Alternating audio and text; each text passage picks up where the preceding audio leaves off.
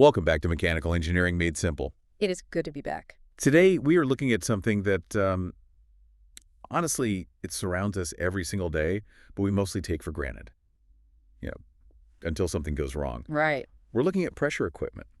And I think the best place to start isn't with some dry technical definition, but with the reality of what these things are. Yeah. Because when you really look at a pressure vessel, whether it's a massive boiler or just a simple air receiver in a workshop, what you're actually looking at is a container of immense stored energy. That is exactly right. It's potential energy just waiting to get out. And if that energy gets out uncontrolled, it's not just a leak. It's basically a bomb. It is, and that's why the engineering behind this is so rigorous. I mean, it's not just about welding some steel plates together. Well, We're talking about a discipline that has to manage these huge hazards that, well, they keep the modern world running. And what's so fascinating about the source material we have for this deep dive is that it doesn't just stop at the design. no, it goes way beyond that. It goes into the hidden complexity of actually building these things, inspecting them, and this is the part people always forget: moving them. That part just blew my mind. The idea of lifting a 50-ton steel cylinder without, snapping it in half. Exactly. The logistics are incredible. So we have a huge stack of sources today. We're covering everything from the alphabet soup of design codes DSME, PD 5500. to the physics of stress and the detective work of inspection. It's a lot, but we're going to break it all down. Let's dive in. Okay, let's unpack the basics first. Yeah. So, segment 1, design principles and the code landscape. Mhm. The sources define pressure equipment, and it's broader than I thought. It's not just the big tanks. No, not at all. It covers a huge range. You have the vessels themselves, sure, the containers, but you also have simple receivers, like you said, those air tanks in a garage. Right. And it also includes all the piping that connects everything. And while the regulations might change depending on if you're in the US or Europe, the physics never changes. Pressure is pressure. Exactly. And that brings us to the regulations. The text mentions 2 heavy hitters that seem to, well, dominate the industry. We have ASME 8. That's ASME Section 8. That's the American standard. It's very widely used all over the world. And then there's PD 5500. Right, which is the British and European standard. Now, here's where it gets really interesting for anyone who cares about how engineering actually works in the real world. The sources discuss a concept called code intent. Yes. This caught my eye. It sounds a bit like a loophole, but I don't think it is. What exactly is code intent versus actual compliance? It's a really critical distinction. So full code compliance means you followed the rule book to the absolute letter. Every calculation, every material test, every administrative step. And you get the official stamp. Crucially, yes. You've had the independent inspections required to get that official use stamp or whatever it is on the vessel. But sometimes a client doesn't need the stamp. Why? Well, maybe they're in a jurisdiction that doesn't strictly require it for that specific use, or they're just trying to save on the administrative costs.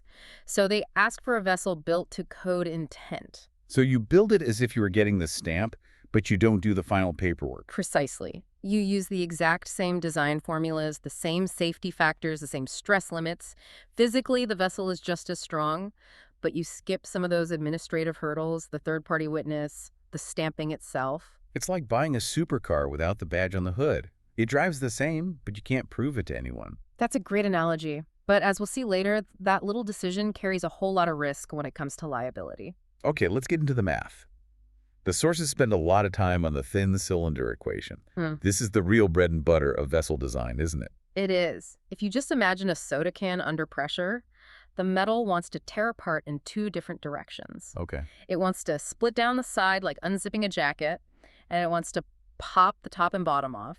And the text makes a huge point that one of these stresses is way, way worse than the other. Yes. The stress trying to split the cylinder down the side is called the circumferential, or hoop stress. The stress trying to pop the ends off is the longitudinal stress. And the math shows us that hoop stress is always twice the magnitude of the longitudinal stress. So if you design for the big one, the hoop stress, the other one is automatically taken care of. Correct. That's why hoop stress is always the controlling factor. I want to look at the formula in the source because it really boils it down. For circumferential stress, it reads S sub C equals P multiplied by D divided by 2 times T. Simple, elegant, and absolutely critical. S sub C is your stress, P is the internal pressure, D is the diameter, and T is the wall thickness. You can see right away, if you double the pressure, you double the stress. And if you double the thickness, you get the stress in half. Exactly. But there's another variable in the full version of that equation that I found really interesting, the symbol eta.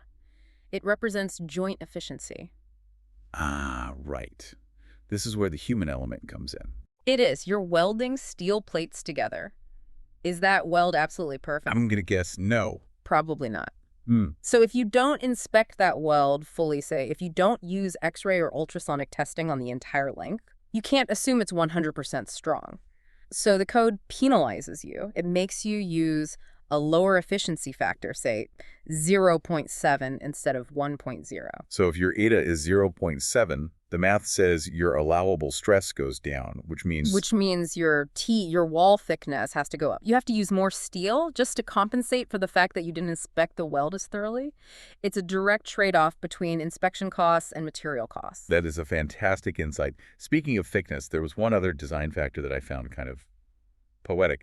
The corrosion allowance, noted as C. Ah, yes. Designing for the grave. That's exactly what it felt like. The source says designers calculate the thickness based on the end of the vessel's life, not the beginning. It's the only safe way to do it. If you know the contents are corrosive, maybe it's an air receiver that's going to have condensation inside, you have to assume the metal will get thinner over 20 years. Wow. So if your calculation says you need a tube bore of, say, D sub I, you actually design for D sub I plus 2 times C. You're literally adding sacrificial metal that you fully expect to just vanish over time. So when a brand new vessel shows up, it's technically overbuilt, but only because it's preparing for its own decay. That's it, exactly. Let's move on. Well, We've designed this thing. It's thick. It has a corrosion allowance. The math works. Now we have to move it. And the source material on erection was really surprising. I kind of think of the engineering ending when the thing leaves the factory. and that is a very common mistake and a very expensive one. The source explicitly mentions that the erection costs alone for a major vessel can run into millions. Millions. And here's the kicker. If the designer didn't put the lifting attachments on the original drawing, and they have to be added after the purchase order, Oh, that's an expensive extra. a massive extra. And it's risky, because now you're out in the field welding onto a finished heat-treated vessel. You don't want to do that. The mechanics of the lift described in the text are just intense. Yeah. I mean, taking a vessel that's lying flat on a truck and standing it up vertically. The transition. That is the single most dangerous moment. When the vessel is horizontal, gravity is pulling it one way. As you lift it, the loads shift completely. They talk about tailing lugs. Can you walk me through what's happening there? Sure. So imagine you have a big crane picking up the top of the vessel. That's your main lift. But you can't just drag the bottom of it along the ground. Okay. You need another crane or some kind of tailing device holding the bottom end. As the main crane lifts, the vessel pivots, and the load on that tailing lug, let's call it T, it changes constantly as the angle changes. And there's a formula for that tailing load in the text. It read Yeah. T equals W sub L multiplied by L2 divided by L1. Right. W sub L is the lift weight, and L1 and L2 are just the distances from the pivot point. It's a basic lever arm calculation. But what's critical is this.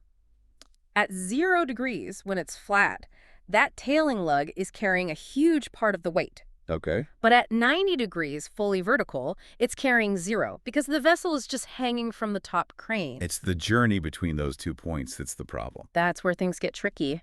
The text also mentions trunnions for lifting. Trunnions are those big, round, ear-like things you see welded on the side of a vessel. And the source breaks them down into different types. Type 1, type 2. And that really matters because of the stress. When the vessel is horizontal, the weight is pulling down on those trunnions and it's trying to twist the shell. It's a circumferential moment. Okay. But as soon as you stand it up, the weight pulls along the vessel's length, causing a longitudinal moment. The stress changes direction completely. So the steel shell is being twisted one way and then slowly twisted another way, all while it's dangling 100 feet in the air. And that is why the source is so big on the worst-case scenario check. You don't just check 0 degrees and 90 degrees, you have to check all the angles in between. Because at, say, 45 degrees, you might have a combination of those stresses that's actually worse than either the start or the finish. It really hammers home that static equipment is only static once it's bolted down. Until then, it's a dynamic, moving, and potentially lethal load if you get that math wrong. Moving on to segment 3, manufacture, inspection, and the human element. We've got the design, we've got the lifting plan, now we're on the shop floor. The first thing the sources emphasize is traceability. This is absolutely huge in our industry. You can't just go to a scrapyard, find a piece of steel, and build a pressure vessel with it. And chain of traceability. Yes. Yes. Every single plate, every flange, every bit of pipe has to have a birth certificate. The source mentions the EN 10-4 certificates, specifically 3.1A and 3.1B. What's the difference there? It's about who certifies it. A 3.1B is a certificate from the manufacturer themselves. A 3.1A usually means an independent inspector had to be there to witness the tests. But the point is, if a vessel fails 10 years from now, investigators need to be able to pick up a fragment of steel and trace it all the way back to the specific batch at the mill where it was first cast. That's incredible accountability. Now let's talk visual inspection. Source 5 had this amazing list of quirks that inspectors look for. It wasn't just about measuring things, it was looking for signs of struggle. Signs of struggle is a great way to put it. One of them was bulging. Bulging tells a story. It almost always means the manufacturer tried to weld ahead the end cap to the shell, and they didn't fit up perfectly. Maybe the shell was a little bit oval instead of perfectly round. So they just forced it. They forced it. They clamped it down hard, tack welded it, and literally forced the steel to align. But the steel remembers. It leaves a bulge. And that bulge is a stress concentration point just waiting to fail. Another one was nozzle orientation, checking if nozzles have pulled out of place. When you weld, you're melting steel. When it cools, it shrinks. So if you have a big nozzle welded onto the side of a tank, that welding process can physically pull the nozzle out of alignment. Wow. If an inspector sees a flange pointing slightly the wrong way, it's a huge red flag that the welding or the heat treatment wasn't managed properly. And grinding marks. The text was very specific about deep grinding marks. Oh, this is a pet peeve of every single inspector. A fabricator makes a messy weld, so they get a grinder out to make it look pretty. But they get a bit too enthusiastic and grind right into the base metal. The rule of thumb is, if you grind deeper than 10% of the plate thickness, you've compromised the vessel. You've created a thin spot. It's like trying to erase a mistake on paper and you just tear a hole right through it. That's a perfect analogy. There was also a note about datum lines. I always just assumed you'd measure from the weld seam. No, never measure from the weld seam. A weld is rough, it's irregular, and like we just said, it might have moved because of shrinkage. You establish a datum line, a fixed reference line that's physically punched into the steel, and you measure everything from there. That is your single source of truth. Okay, the final test. This is the big moment. The source contrasts hydrostatic testing with pneumatic testing. The standard versus the special and dangerous case. Right. Hydrostatic uses water, pneumatic uses air or gas, and the source gives this massive warning about... And it just takes right back to what you said in the intro. Stored energy. Water is basically incompressible. If you fill a tank with water, pump it up to high pressure, and the tank cracks. Yeah. What happens? A little squirt of water? A squirt, that's it. The pressure drops instantly because the water doesn't expand. It's relatively safe. Now, do that with compressed air. You're compressing a gas. You are packing energy into that space. So if the tank fails then? It doesn't just squirt. It explodes. The air expands violently. It can level a building. So why would anyone ever do a pneumatic test? Sometimes you have to. Maybe the vessel is for a chemical process where even a single drop of water residue would ruin the product. Or maybe the vessel is so large and the structure so light that the sheer weight of the water would collapse it. Ah, I didn't think of that. Water is heavy. Very. So if you have to do a pneumatic test, the source says you need a much, much higher level of NDT non-destructive testing beforehand. You need 100% surface crack detection. You have to be absolutely sure there are no cracks before you turn that vessel into a bomb. That makes total sense. Mm. Okay, let's head to our last segment and talk about the hardware attached to these things. Valves and fittings. Specifically, the safety valve. The final line of defense. If all else fails, if the control system dies, if the operator makes a mistake, the safety valve is the only thing stopping a catastrophe. The terminology here was really fun. I want to ask you about these three words: simmer, chatter, and pop. Okay, simmer is that sound you hear just before the valve fully opens. It's the audible escape of a tiny bit of fluid. The pressure is pushing up on the disc, just barely overcoming the spring. It's the warning shot. Like a tea kettle starting to whistle. That's a great way to think of it. Then you have pop. Pop is what you want. It's the rapid, decisive, full opening of the valve to release a huge amount of pressure quickly. It literally snaps open. And chatter. Chatter is very, very bad. Chatter is when the valve opens and closes rapidly, bang, bang, bang, bang. It's a violent, reciprocating motion where the disc smashes into the seat over and over. That sounds destructive. It destroys the valve seat, it can damage the piping. If you hear chatter, something is seriously wrong with the sizing or the installation. We also touched on flanges. The source mentions ANSIB 16.5. That's the Bible for flanges. It tells you that you can't just pick any old size. The dimensions, the thickness, the bolt pattern are strictly dictated by the pressure and the temperature it has to handle. It all comes back to the code, doesn't it? Always. Every time. So let's bring this all together. I mean, what's the big takeaway? We've seen that a pressure vessel isn't just a tank. It's a marriage of strict code compliance, some really complex stress math, that hoop stress being double the longitudinal, and some serious logistical planning just to get it standing up. And it's a discipline where good enough is never, ever good enough. You're fighting physics, and physics always wins in the end. The sources really drove home that idea of the life cycle. You have to design for the corrosion at the end of its life. You inspect for the mistakes made during manufacturing. You lift it, knowing that gravity wants to twist it apart. And this brings us right back to that code intent idea we started with. I want to leave the listener with a final thought here. Go on. We talked about building to code intent, but skipping the official stamp to save a bit of money or paperwork. But just think about the liability. If you have a vessel full of compressed gas, all that stored energy, and it fails. Who's responsible? Exactly. If you have the stamp, you have the paper trail, you have proof of independent verification. Yeah. If you only have code intent, you are essentially just saying, trust me, I did the math right. In a true safety culture, that is a really dangerous place to be. It raises the question, is the money you save on that stamp really worth the liability you carry for the entire life of that equipment? That is a very sobering thought. It's a question of safety culture versus just checking boxes. It is.